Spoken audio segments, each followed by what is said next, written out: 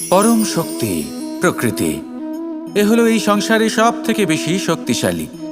এই প্রকৃতির সামনে কারোর কোনো অস্তিত্ব নেই।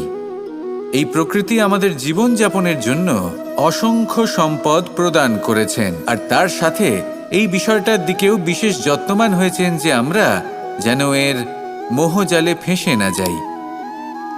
যেমন পেট ভরানোর জন্য চাল ডাল প্রদান করেছেন, তার সাথেই সেই চাল ডালের মধ্যে কীটের উপস্থিতি রেখেছেন, যাতে সেই চাল ডাল সময়ের সাথে সাথে খারাপ হয়ে যায়। উচিত সময় যদি গ্রহণ না করেন তাহলে সমস্ত সবজি নষ্ট হয়ে যাবে। যেমন আমাদের এই মনুষ্য শরীর, তা সে যতই সুন্দর হোক না কেন, মৃত্যুর পরে এই শরীরে পচন ধরে, যাতে এই শরীর থেকে দুর্গন্ধ বেরোয়। এমনটা প্রকৃতি কেন করেছে?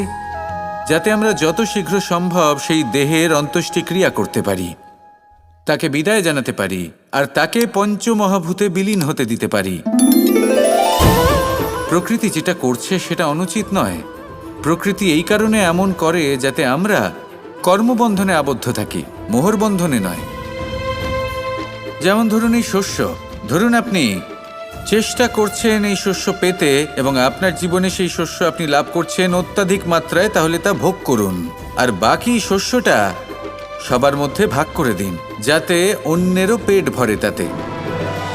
যদি আপনি সাফল্য লাভ করেন, শ্রেষ্ঠ কর্ম করেন, শ্রেষ্ঠ ব্যক্তি হয়ে ওঠেন, তাহলে কখনো অহংকার করবেন না, অহংকারী হয়ে উঠবেন না। সেই সাফল্য, সেই শ্রেষ্ঠত্বর সদ্ব্যবহার করুন অন্য কারোর জীবন প্রকাশময় করার জন্য। তবেই আপনার সেই সাফল্য, আপনার শ্রেষ্ঠত্ব জীবনে আরো ঊর্ধ্বমুখী হবে।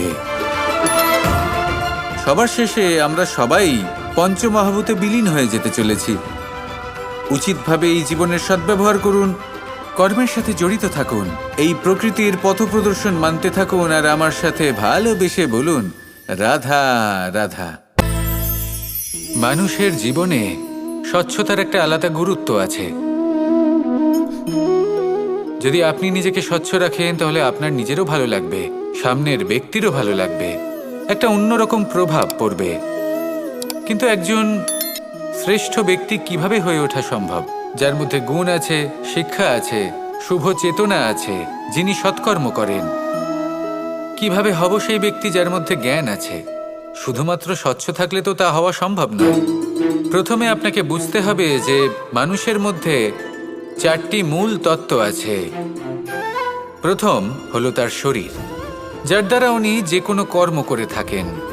দ্বিতীয় তত্ত্ব হলো তার মন, যার দ্বারা কোনো কর্ম করার জন্য সে নিজেকে প্রেরণা দিতে থাকে।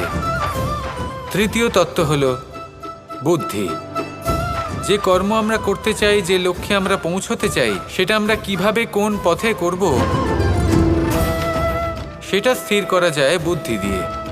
আর চতুর্থ তত্ত্ব হলো আত্মা। আত্মা হলো এমন এক তত্ত্ব যার কোনো সমাপ্তি নেই। আত্মা হলো অজয়। কিন্তু এরও শুদ্ধিকরণের প্রয়োজন হয়। এই চারটি তত্ত্বের শুদ্ধিকরণ করতে থাকুন, এতে নির্মল রাখুন, শুদ্ধ রাখুন। এবং এটা কিভাবে হবে? শুভ চেতনা দ্বারা, জ্ঞানের দ্বারা, এবং সব থেকে বেশি গুরুত্বপূর্ণ প্রেমের দ্বারা। আসুন আমার সাথে ভালোবেসে বলুন রাধা রাধা।